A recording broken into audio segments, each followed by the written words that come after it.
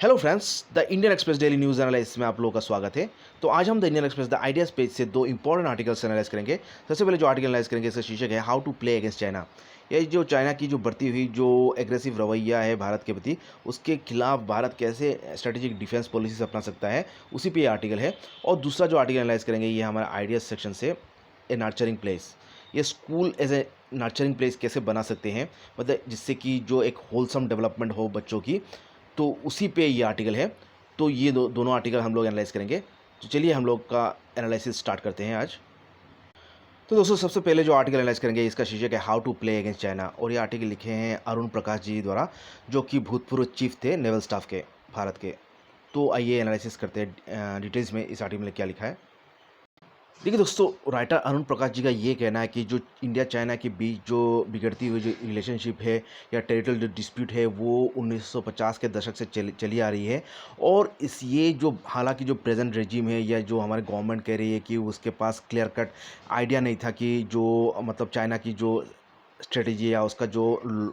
Long term जो AIIMS and objectives है, strategic AIIMS है, उसको समझ पाना मतलब भारत देश के लिए, सरकार के लिए मतलब मुश्किल हो गया था। तो ये समझना मुश्किल हो जाता है क्योंकि ये तो 1950 से चलने वाला प्रॉब्लम है, और इसके प्रति सरकार को और भी सशक्त होना चाहिए था और भी सजाग रहना चाहिए था। और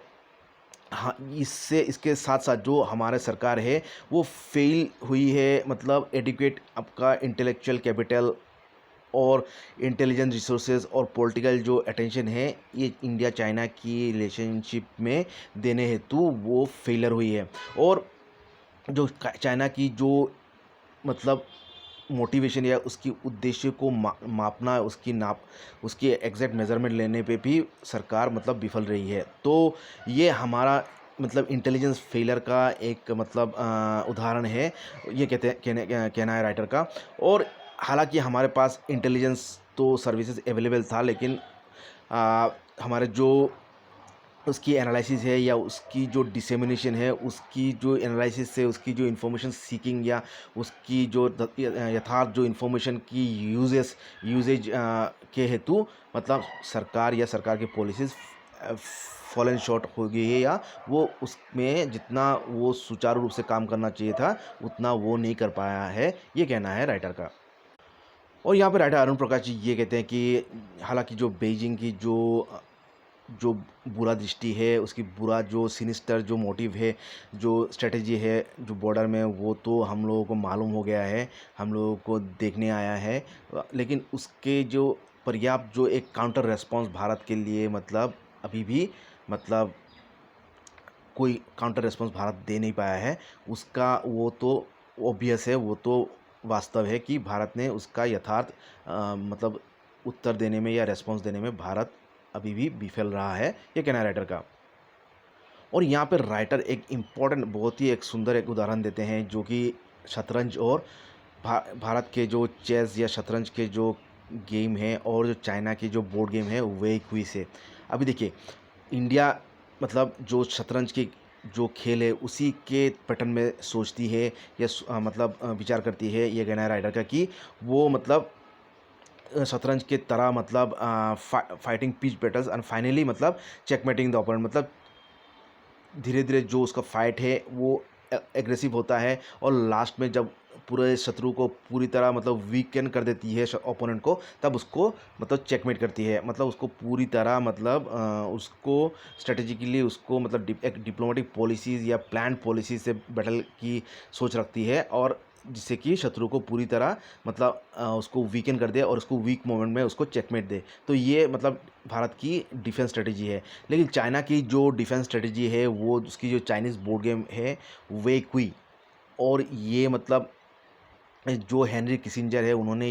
इसका ये डिफिनेशन किया था। ये एक मतलब जी जो कि मतलब चेज़ है आपका एक डिसाइसिव बैटल है, एक मतलब एक बैटल की तरह है, लेकिन जो वेक्यू है ये एक लॉन्ग टर्म एक कैंपेन है या स्ट्रेटेजिक, मतलब जैसे कि चक्रव्यूह की भारत में एक जो हम पौराणिक जो चक्रव्यूह जो नीति है उसी तरह ये वेक्यू की नीति है, जो क्या करता है, जो एम्प्टी स्पेसेस है, पहले तो जो खाली जगह है ओपोनेंट की वो ऑक्यूपाई करता है और उससे शत्रु को चारों तरफ घेर लेता है। और धीरे धीरे क्या करता है, उसका जो अपोजिंग पीसेस है उसको वो ऑक्यूपाई करता है। तो यही नीति चाइना अपनाया है जो गलवान वैली में जहाँ पे वो मतलब पहले तो एम्प्टी स्पेसेस में वो उसने कैंप बनाई थी, और लास्ट में क्या किया था, भारत के जो स्ट्रेटेजिक डिफेंस स्पॉट्स है वहाँ पे डायरेक्टली अटैक कर दिया था। तो ये मतलब चाइना मतलब आपका जो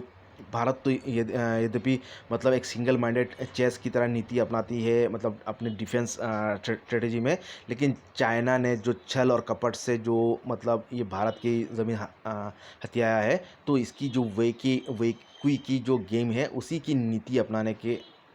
फलस्वरूप हुआ है, ये कहना है राइटर का। अभी अगर पिक्चर में हम देखें कि वेक्यूई की जो गेम है वो किस तरह से मतलब स्ट्रेटेजिक मतलब पॉलिसी करती है, जैसे कि ये चाइनीज़ फोर्सेस है जो पहले तो एम्प्टी स्पेसेस में आई है, या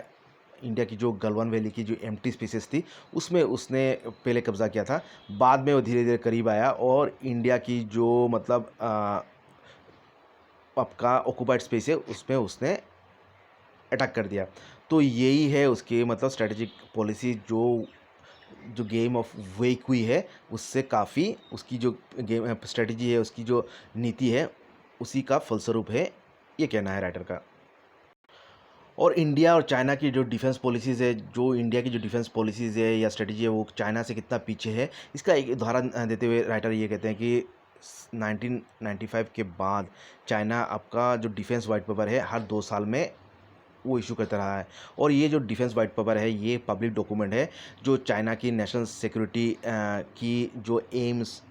ऑब्जेक्टिव और उसकी जो वाइटल इंटरेस्ट है और उसकी जो आपका जो मेन ऑब्जेक्टिव है वो उस, और वो किस तरह से वो अचीव करेगा, एंड्स वेज मींस मतलब किस तरह वो उसका ऑब्जेक्टिव को किस तरह मतलब वो हासिल करेगा। तो ये उसकी आर्म फोर्सेस मतलब इशू करती है हर 2 साल में। तो आज तक वो करीब 11 आपका ये डिफेंस वाइट पेपर पब्लिश कर चुकी है। और इसके विपरीत में भारत ने आज तक कोई भी मतलब डिफेंस वाइट पेपर पब्लिश नहीं किया किया है। तो ये हमारी जो मतलब इनडिफरेंस या जो कॉम्प्लेसेंसी है, जो कि हमारे जो लैक ऑफ डिफेंस स्ट्रेटेजी या पॉलिसी जो मतलब भारत गवर्नमेंट की सिंस इंडिपेंडेंस, यही दर्शाता है मतलब ये कहना है राइटर का। और यद्यपि अगर ऐसा करता भारत एक डेफिनेट अगर प्लान या पॉलिसीज लेके चलता चाइना को लेके, तो ये जो अनएक्सपेक्टेड जो बॉर्डर इशू हुई है हालांकि, या जो बॉर्डर डिस्प्यूट है चाइना के साथ, वो इतना दिन तक नहीं मन रहा था या इसकी खामियाजा हमें नहीं भुगतना पड़ता, ये कहना है राइटर का। और यहाँ पर राइटर ये कहते हैं कि चाइना की एक ड्रीम है कि उसकी जो बढ़ती हुई जो इकोनॉमिक पावर है उससे वो उसकी जो नेशनल ड्रीम है कि वो मतलब वर्ल्ड का नंबर 1 पावर बनना चाहता है और यूएसए को भी मतलब पीछे डालना चाहता है। तो ये चाइना की ड्रीम है कि एक यूनिफाइड ग्लोबल सिस्टम बनाए, या एम्पायर जो वो कहता है टियानजिया, और इसका मतलब है सभी लोग मतलब ऑल अंडर हेवन, सभी लोग मतलब स्वर्ग के नीचे है इन मतलब चाइनीज़ भाषा में। और चाइना की जो एनॉर्मस जो इकोनॉमिक जो पावर, जो इकोनॉमिक गेंस उसने पिछले कुछ दशकों से उसने हासिल की है, उसको मतलब वो एक कोऑर्सिव मिलिट्री पावर में तब्दील करना चाहता है, और उसकी जो जितनी भी नेबरिंग नेशंस है वो उसकी मतलब अनुगामी हो जाए, ये उसकी मतलब ड्रीम है। और जिससे कि उसकी ही चले इस एशियन उपमहादेश में और विश्व भर में वो नंबर 1 मतलब नेशन बन जाए, और उसकी ही प्लान्स पॉलिसीज़ या ऑब्जेक्टिव्स दूसरे की देश फॉलो करे। तो ये चाइना की जो ओवरऑल टियानजिया की जो ड्रीम है उसी के उद्देश्य से चाइना ये सब रवैया अपना रहा है, ये कहना है राइटर का।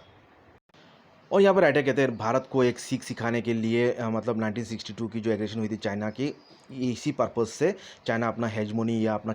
बल सिखाने के लिए, दिखाने के लिए भारत पे प्रयोग किया था 1962 के एग्रेशन में। और इससे ही मतलब वो 2020 में भी रिपीट कर सकता है उसकी मतलब जो पॉलिसीज़ है भारत पे थोपने के लिए। तो भारत को हमेशा मतलब तो मतलब हमेशा मतलब ये रहना चाहिए, मतलब होशियार रहना चाहिए कि चाइना कभी भी जो 1962 की जो एग्रेशन है उसी तरह की रवैया अपना सकता है अभी भी। और यहाँ पर राइटर ये कहते हैं विश्व में ऐसा कोई उदाहरण नहीं होगा कि जो मतलब इतना दिनों तक मतलब दो जो एंटागोनिस्टिक नेबर्स है उन्होंने मतलब अपने जो इतना लंबी जो बॉर्डर है उसको अनडिटरमाइंड, अनमार्क्ड और अनरिजॉल्व रख दिया है इतने सालों के लिए। और हमारे जो डिप्लोमेट्स है मतलब यही संतुष्टि इसी में संतुष्टि लाभ करते हैं जो 1993 की बॉर्डर पीस एंड ट्रैंक्विलिटी जो एग्रीमेंट है उसी को लेके मतलब हमारे जो डिप्लोमेट्स है या जो राजनेता है वो लोग इसी पे संतुष्टि लाभ करते हैं। लेकिन इस जो ट्रीटी है 1993 की border peace and tranquillity agreement treaty, उसको लेके हमारे जो फॉर्मर फॉरेन सेक्रेटरी थे जो शिव शंकर मेनन जी, उन्होंने कहा था कि ये एक ऐसा नीति है जो कि बॉर्डर सेटलमेंट को डीलिंग कर देता है, मतलब इंडिया चाइना की सभी रिलेशनशिप की इशू में, मतलब बॉर्डर डिस्प्यूट को ये बेमाने कर देता है और उसकी जो इफेक्टिव रिजोल्यूशन है उसको मतलब बेमाने कर देता है। तो मतलब हमारा जो बॉर्डर डिस्प्यूट है वो ये आश्चर्य मतलब जनक एक बात है कि इतना दिनों तक अभी भी इन दोनों देशों में ये इतना लॉन्ग मतलब इतना लंबी एक बॉर्डर डिस्प्यूट या इशू अभी अभी भी अनरिजॉल्व रही है।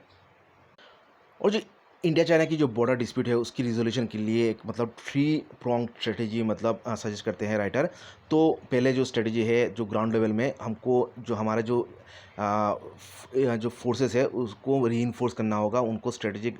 जगहों में उनको रिपोजिशन करना होगा और उनको मूव टुवर्ड्स आपका जो लाइन ऑफ एक्चुअल कंट्रोल है वहाँ तक वहाँ पे उनको रिपोजिशन करना होगा। और उनकी जो ऑपरेशनल जो टेम्पो है जो पावर है फोर्सेस है उसको एनहांस करना होगा। और जो हमारे जो तीनों जो सर्विसेज है जैसे कि आर्मी, नेवल और जो एयर सर्विसेज है उनकी जो ऑपरेशनल टेम्पो है या उनकी जो पावर है या जो क्षमता है उनको और भी बढ़ाना होगा, जिससे कि हमारे एक डिटरेंस के रूप में चाइना की जो आक्रमण के प्रति एक डिटरेंट फोर्स हमें तैयार करना होगा। और जो इंडिया की जो वॉरशिप्स है जो नेवल शिप्स है उनको अपना पोजीशन और भी बढ़ाना होगा, बरकरार रखना होगा। इंडियन ओशन की जो चोक पॉइंट्स है जहाँ पे मतलब आक्रमण चाइना की जो वेसल्स ऑलरेडी तैनात है और जहाँ से जो स्ट्रेटेजिक इंपॉर्टेंट पॉइंट है बंगाल या जो अंडमान की आसपास की एरिया जहाँ से मतलब आक्रमण होने का ज़्यादा चांसेस है, वहाँ पे इंडिया को अपना नेवल फोर्सेस ज़्यादा तैनात करना है, उनकी तैनात और भी इंक्रीज़ करना है। और हमें एक cyber emergency response team country wide एक तैनात करना है जो कि हमेशा अलर्ट रहना होगा, जिसको मतलब कोई भी मतलब फॉरेन एग्रेशन या आक्रमण हेतु। और हमारे जो स्टॉक्स ऑफ वेपन्स है उनको बिल्डअप करना होगा आपका विथ एमिनेशन एंड स्पेयर्स। और जो मिनिस्ट्री ऑफ डिफेंस जो अभी देश जो मोदी जी जो प्रधानमंत्री जी जो बात करें आत्मनिर्भर भारत के हेतु, तो यही अपॉर्चुनिटी लेके हमें हमारे सरकार को मतलब एक लॉन्ग टर्म जो आत्मनिर्भरता की एक पॉलिसी लेना होगा, जिससे कि हमारा डिफेंस प्रोडक्शन डिफेंस जो सेक्टर है जो कि अभी हैवी इंपोर्ट्स पे डिपेंड है वो उसके बजाय अभी जो डिफेंस इक्विपमेंट्स है वो हमारे देश में प्रोडक्शन हो, जिससे कि हम डिफेंस सेक्टर में आत्मनिर्भर बन जाए, ये कहना है राइटर का। तो ये था डिफेंस लेवल में आपका कुछ प्लान्स एंड पॉलिसीज़। और स्ट्रेटेजिक लेवल में गवर्नमेंट को चाहिए एक मतलब सस्टेन प्रोसेस ऑफ एंगेजमेंट करना चाहिए चाइना के साथ आपका, जिससे कि एक मतलब जो हाईएस्ट लेवल ऑफ पॉलिटिकल और डिप्लोमेटिक जो भारत के जो लीडर्स हैं उनके बीच मतलब एक एंगेजमेंट होना चाहिए। और जो नेगोशिएशन होगा उसको ये चाहना चाहिए कि एक मल्टी डायमेंशनल साइनो इंडिया एक मतलब एक मॉडस विवेंडी या एक कुछ ऑपरेशनल गोल्स बन जाए जो कि आपका इन सारे बायलैटरल इश्यूज जैसे कि trade, territorial dispute, border management और जो सिक्योरिटी है ये सबको समेट ले। तो साइमल्टेनियसली हमें एक ग्रैंड स्ट्रेटेजिक लेवल में इंडिया को एक इनिशिएट करना होगा एक डायलॉग इनिशिएट करना होगा, जिससे कि जो Indo Pacific concord for peace and tranquillity वो कहते हैं राइटर, जिससे कि आपका जो क्वाड के मेंबर्स हैं जैसे कि वियतनाम, इंडोनेशिया, फिलीपाइंस और मलेशिया, इन सभी देशों को इन्वॉल्व करके एक Indo Pacific concord for peace and tranquillity करना होगा, जिससे कि ये सब कॉन्टिनेंट में मतलब पीस बहाल हो। और अंत में राइटर ये कहते हैं कि जैसे कि 1962 को जो इंडिया की जो पार्लियामेंट है उसने ये एक रिजॉल्व ली थी कि जो भारत की जनता है वो मतलब चाइनीज़ जो एग्रेसर है उनको भारत की ज़मीन से खदेड़ भगेगा। तो ये था मतलब इस रिजोल्यूशन को एक एज ए प्लेज लिया जाता है जो कि अक्साई चीन को फिर से रिस्टोर करने हेतु भारत के सरजमीन के हिसाब से। और एज ए नेशन हमें प्रैग्मेटिक होना होगा, ये प्रैक्टिकल होना होगा, जिससे कि हमें ये रियलाइज़ करें कि अभी जो नई कोई टेरिटरी कॉन्क्वेस्ट करना या रिकॉन्क्वेस्ट करना कोई भी कंट्री के लिए पॉसिबल नहीं है 21वीं सदी में। और इसके हेतु जो पार्लियामेंट है, अभी पार्लियामेंट को एक रिज़ोल्व करना होगा कि वो गवर्नमेंट को पूछे, गवर्नमेंट को ये रिमाइंड करे कि एक मतलब एस्टैब्लिशमेंट करे विथ आउटमोस्ट इमरजेंसी एक stable, viable and peaceful national boundary establish करने हेतु, मतलब भारत की जितनी भी बाउंड्रीज है उस वहाँ पे स्टेबिलिटी आए और पीसफुल, मतलब जहाँ पे कोई संघर्ष बिना एक बाउंड्री डिस्प्यूट सेटलमेंट हो। तो जिससे कि आपका इंडिया की जो नेशनल गोल है कि वो नेशनल बिल्डिंग और जो इकोनॉमिक गोल्स है उस हेतु वो मतलब बिना कोई रोक टोक या बिना कोई चिंता के, मतलब अपने बॉर्डर इशू की बगैर चिंता के वो मतलब अपने जो इकोनॉमिकेटर गोल्स है, जो नेशनल बिल्डिंग या इकोनॉमिक गोल्स है या सोशल इकोनॉमी की जो डेवलपमेंट गोल्स है उसको अचीव कर पाए बिना कोई बॉर्डर टेंशन या डिस्प्यूट के। तो ये था article how to play against China की एनालिसिस। तो आइए एनालाइज करते हैं आज का नेक्स्ट आर्टिकल।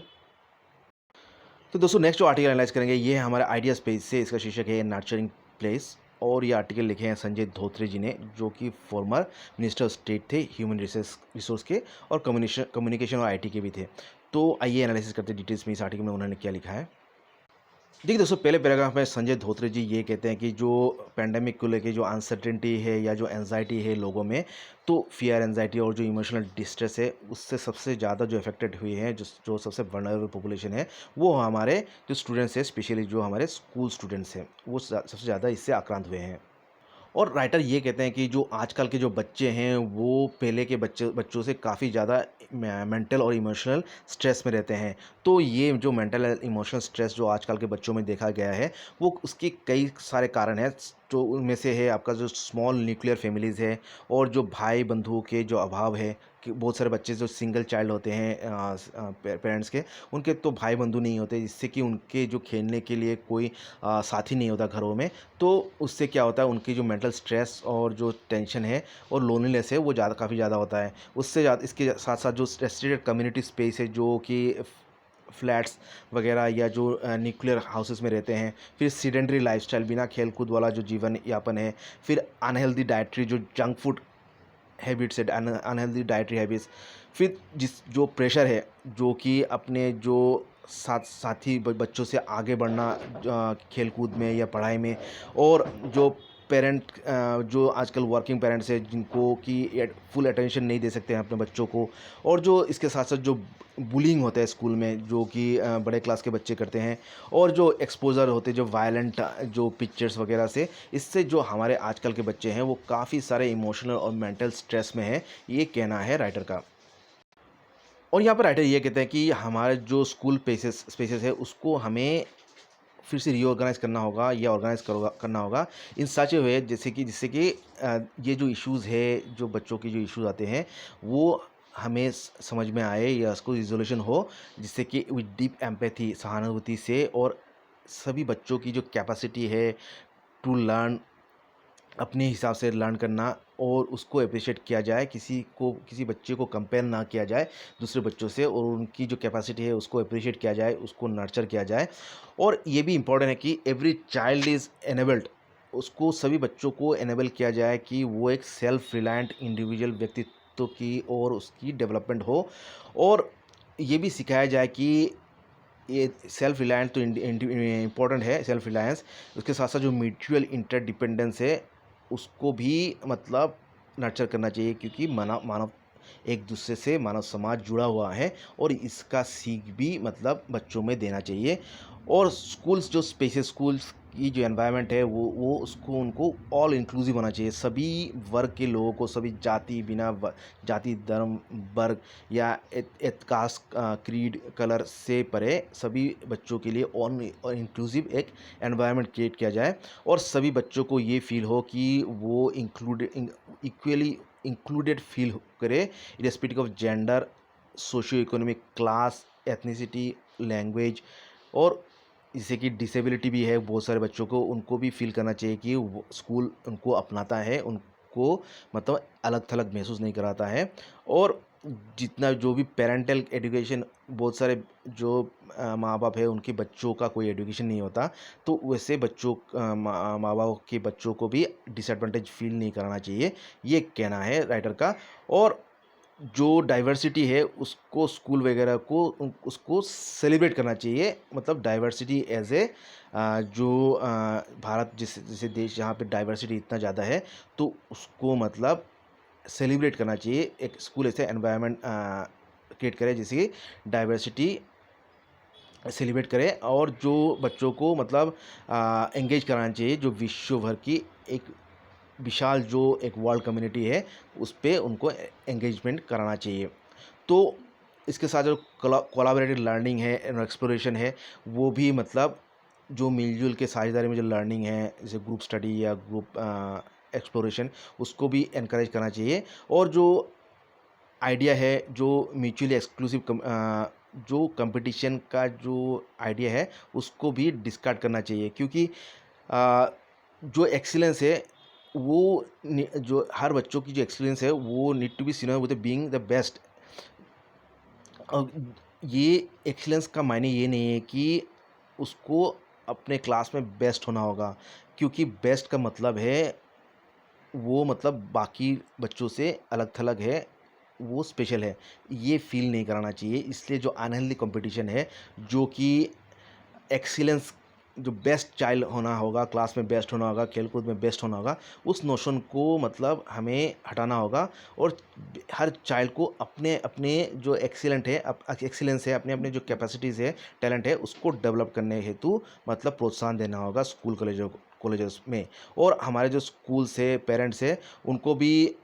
इस हेतु काम करना होगा, जिससे कि एक फाइन बैलेंस बने बिटवीन सेल्फ रिलायंस और इंटरडिपेंडेंस, जैसे कि बच्चों में जो आत्मनिर्भरता और दूसरे पे जो डिपेंडेंस है उसमें एक बैलेंस बन जाए, जिससे कि बच्चा एकदम मतलब स्वार्थी ना बन जाए, सेल्फ डिपेंडेंट ना बन जाए, और दूसरे के पराधीन भी मतलब डिपेंडेंट भी ना बने, मतलब उसमें एक बैलेंस बने, सेल्फ रिलायंस और इंटरडिपेंडेंस में एक बैलेंस बने। तो ये कहना है राइटर का। और स्कूली बच्चों की जो करिकुलम है उनको एक वैरायटी ऑफ एस्थेटिक एक्सपीरियंस देना चाहिए, जिसके हेतु जो क्या करिकुलम में जो एस्थेटिक जो कोर्सेज है उनको इंक्लूड करना चाहिए, जिससे कि म्यूज़िक है और जो अदर फॉर्म्स ऑफ आर्ट्स है उनको भी इंक्लूड करना चाहिए। और बच्चों को हेल्प करना चाहिए कि उनको मतलब एक रिलेशनशिप डेवलप हो विद नेचर, और उसकी जो वेरियस मैनिफेस्टेशंस है उसको अप्रिशिएट करना सिखाना चाहिए बच्चों को। और उनमें जो रीडिंग हैबिट है वो भी डालना चाहिए, क्योंकि रीडिंग जो है हैबिट है वो मतलब बच्चों को एनेबल करता है कि वो उसको मतलब मल्टीपल वर्ल्ड एक्सपीरियंस देती है, और उसको एक्सेस कराती है to variety of human experience across time and space, ये रीडिंग हैबिट प्रोवाइड करती है। तो रीडिंग हैबिट डेवलप करना एक इंडिस्पेंसेबल पार्ट है एजुकेशन का। और ये जो रीडिंग हैबिट है वो मतलब नर्चर करती है जो इमेजिनेशन और क्रिएटिविटी का भी नर्चरिंग करती है। उसके साथ साथ योगा एंड स्पोर्ट्स जो है वो भी काफ़ी इंपॉर्टेंट है, स्कूल करिकुलम में इंक्लूड करना चाहिए। तो इसको जो योगा और जो स्पोर्ट्स है इसको रिन्यूड फोकस करना चाहिए, क्योंकि वो जो योगा है जो स्पोर्ट्स है वो एक क्रूशियल रोल प्ले करते हैं फिजिकल, मेंटल और emotional wellbeing of the children की। और इसमें जो योगा एक डिस्टिंक्टिव रोल प्ले करता है, जो स्पिरिचुअल रेजुविनेशन है, जो जो आध्यात्मिक जो रेजुविनेशन है वो कराती है योगा। और उसकी जो लेटेंट जो अंदरूनी जो एनर्जीज़ है और उसकी जो उसको मतलब पॉजिटिव रूप में चैनलाइज करती है। तो ये जो ऊपर ही जो भी एक्स्ट्रा करिकुलर एक्टिविटीज़ है, yoga, reading habit, music, sports, ये क्या करती है, जो बच्चों में एसेंशियल जो ट्रेड्स है, जो गुण है वो डेवलप करती है, जैसे कि परसिवियरेंस, फिर रेजिलियंस, फिर माइंड की बैलेंस, एक बैलेंस माइंड की डेवलपमेंट करती है। उसमें quick decision making capacity develop होती है, टीम स्पिरिट डेवलप होती है, और एक्सेप्ट फेलियर्स। देखिए अभी आजकल के बच्चों में ये इतना कंपटीशन हो गया और उतना मतलब सभी चीज़ उनको मिलने लगा इजीली कि वो फेलियर को एक्सेप्ट नहीं करते हैं। तो ये जो क्वालिटीज़ है yoga, music, team spirit, cooperation, ये सब बच्चों में मतलब एबिलिटी टू एक्सेप्ट फेलियर्स भी उनको एक्सेप्ट करना सिखाती है। क्योंकि जो एबिलिटी टू एक्सेप्ट फेलियर ये एक बहुत ही एक इम्पॉर्टेंट गुण है जिससे बच्चों में जो डिप्रेशन है, मेंटल डिप्रेशन या स्ट्रेस, वो बहुत कम होती है। तो ये मतलब कुछ हमें इस ओर काम करना होगा, ये कहना है राइटर का। और इसके साथ-साथ जो मेंटल डिप्रेशन या इमोशनल स्ट्रेस जो हो जाती है बच्चों में, तो ये करिकुलर एक्टिविटीज़ के साथ-साथ हमें जो रेमेडियल मेजर्स है, जो कि बच्चों में जो विषमता है उसको दूर करने हेतु हमें जो काउंसलिंग है, उसको भी एक important part of school life हमें इंक्लूड करना होगा। तो काउंसलिंग जो है बहुत इम्पोर्टेंट है, जिससे कि बच्चों में जो डिप्रेशन है या जो आइसोलेशन है, जो कम उम्र से जो बच्चों में देखा जाता है, उसको कम उम्र में उनको डिटेक्ट कर सकते हैं और उनकी इलाज कर सकते हैं। तो जो रेमेडियल मेजर से जो काउंसलिंग है, उससे जो बच्चों की जो मेंटल हेल्थ है, इश्यूज़ है, उसको रेस्टोर कर सकते हैं। और इसके साथ-साथ जो एडोलसेंस है, जो 13 साल से जो 19 साल के जो बच्चे हैं जो हाई स्कूल में पढ़ते हैं, उनकी उनके लिए भी ये काउंसलिंग सेशंस काफ़ी इम्पोर्टेंट रहता है। उनकी मेंटल हेल्थ के लिए और उनकी करियर डिसीजन के लिए भी काफ़ी इम्पोर्टेंट होता है, ये कहना है राइटर का।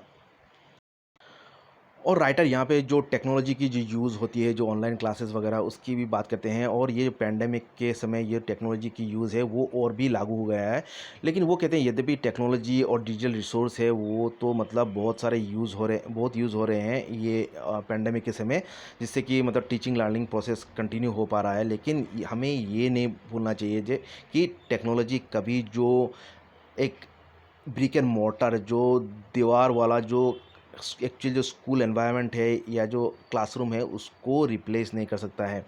तो इसको भी हमें मतलब याद रखना चाहिए। और टेक्नोलॉजी यद्यपि मतलब एक तो ऑल्टरनेटिव हो सकता है, मतलब एक बेटर एनेबलर हो सकता है एजुकेशन की, लेकिन ये एक ऑल्टरनेटिव नहीं हो सकता। मतलब टेक्नोलॉजी जो होलसम जो स्कूल इकोसिस्टम है उसको रिप्लेस नहीं कर सकता। तो तो जो पैंडेमिक के समय तो जो टेक्नोलॉजी है उसकी तो यूज़ मतलब बहुत मतलब एक अनप्रेसिडेंटेड लेवल में यूज़ हुई है। तो हमें यहाँ से ये सीख लेना चाहिए कि दैट इज़ मतलब हमारे जो टेक्नोलॉजी है उसको इवॉल्व करना है, जिससे कि वो ऑर्गेनिकली एडेप्टिव हो, जो कि हमारे एजुकेशन फ़िलॉसफ़ी है भारत की, जो गुरु शिष्य जो परंपरा है उसकी, और वो एडेप्टिव हो और मतलब एक कोलैबोरेटिव हो, जिससे कि चाइल्ड सेंटर्ड लर्निंग जो है उस पे वो ध्यान दे। मतलब टेक्नोलॉजी को मतलब एक और भी इंटरेक्टिव बनाना होगा और भी चाइल्ड सेंटर्ड लर्निंग मतलब चाइल्ड सेंटर्ड बनाना होगा, बच्चों केंद्रित बनाना होगा। और ये भी याद रखना होगा हमें कि वो कभी भी जो एक्चुअल क्लासरूम एनवायरनमेंट है, ये इकोसिस्टम है, उसको रिप्लेस नहीं कर सकता टेक्नोलॉजी कभी भी। और ये अंत में राइटर ये कहते हैं कि हम यद्यपि हमारी जो पॉलिसीज़ है या पॉलिसी डॉक्यूमेंट्स है ये इन बातों में काफ़ी विचार करता है या काफ़ी ध्यान देता है, लेकिन जो ग्राउंड रियलिटीज़ है वो का लेस देन इंस्पायरिंग है, क्योंकि ये वास्तविक रूप में ये सब प्लान्स एंड पॉलिसीज़ ये इम्प्लीमेंट नहीं होता है। और अगर हम चाहते हैं एक होलिस्टिक डेवलपमेंट हमारे बच्चों का, तो और उनको मतलब हमें एक कैपेबल और रोबस्ट फ्यूचर सिटीजन बनाना है बच्चों को। तो ये सभी जो स्टेक होल्डर्स है, जो भी इन्वॉल्व है विद स्कूल एजुकेशन या चिल्ड्रंस एजुकेशन, उनको मतलब पूरा एनर्जी से रिन्यूड विगर और एकजुट होकर काम करना होगा इन टुवर्ड्स दिस गोल्स। और हमें ये भी अंडरस्टैंड करना होगा कि पैंडेमिक और या कोई भी क्राइसिस है वो एक फिक्स पैटर्न फॉलो नहीं करता। और हम ये अंदेशा नहीं कर सकता, कोई भी ये अंदेशा नहीं कर सकता कि भविष्य की अनसर्टेनिटीज़ क्या होगा, भविष्य में क्या होगा, उसको कोई भी अंदेशा नहीं कर सकता। तो हमारे जो बच्चों हैं उनको हमें साइको इमोशनली नर्चर करना चाहिए, क्योंकि जिससे कि वो रेजिलेंट बने, सशक्त बने, ऐसे जो चेंजिंग सर्कमस्टेंस में वो एडेप्ट हो जाए। मतलब उनकी एडेप्टेबिलिटी और रेजिलियंस शक्ति हमें बनाना होगा थ्रू एजुकेशन। और ये हम ट्रूली अचीव कर सकते हैं एक सस्टेनेबल और कोहेसिव सोसाइटी बनाने के लिए हेतु, यदि हम अगर हमारे चिल्ड्रन को इंस्पायर करें कि वो ग्रो हो, वो बड़े हो, पले पोसे इनटू फ्रेटर्नल कम्युनिटीज़, एक मतलब एक मिक्स कम्युनिटी जहाँ पे एक मतलब कम्युनिटी जो भ्रातृत्वपूर्ण एक कम्युनिटी हो, जिसमें